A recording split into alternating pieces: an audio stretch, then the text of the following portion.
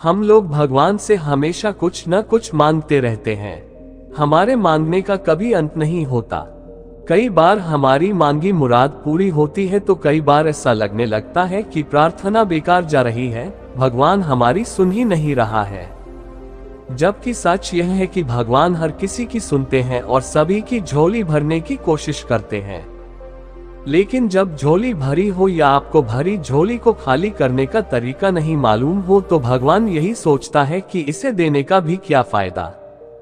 अगर आप वस्तुओं का उपयोग समुचित प्रकार से करेंगे तो निश्चित ही आपको आपकी मांगी गई चीज मिल जाएगी। लेकिन अगर आप उपयोग करना ही नहीं जानेंगे तो वस्तु लेकर करेंगे क्या। इस संदर्भ में एक रोचक कथा है। भगवान बुद्ध के एक शिष्य ने कहा, प्रभु मुझे आपसे एक निवेदन करना है।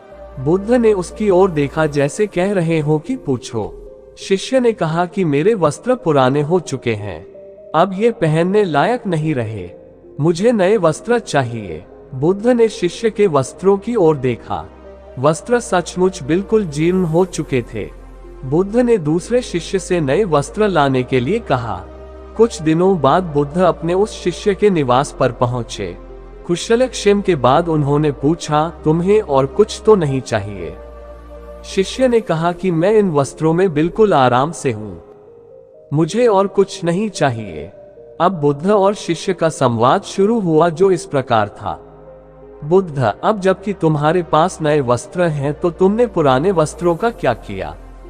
शिष्य, मैं अब उसे ओढ़ता हूँ। बुद्ध, ओढ़ने के पुराने वस्त्रों का क्या किया? शिष्य, जी मैंने उसे खिड़की पर लगा दिया है।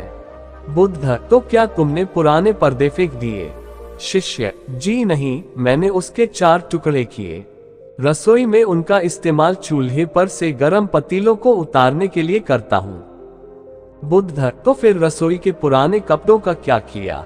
शिष्य, अब मैं उन्हें रसोई साफ करने के लिए प्रयोग करूंगा। बुद्ध, तो रसोई के पुराने वस्त्रों का क्या किया?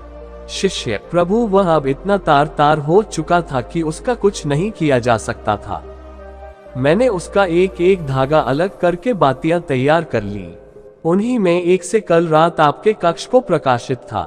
बुद्ध शिष्य के इन उत्तरों से संतुष्ट हो गए। वे प्रसन्न थे कि उनका शिष्य वस्तुओं को बर्बाद नहीं करता और उसमें समझ है कि उनका उपयोग किस तरह से किया जा सकता है।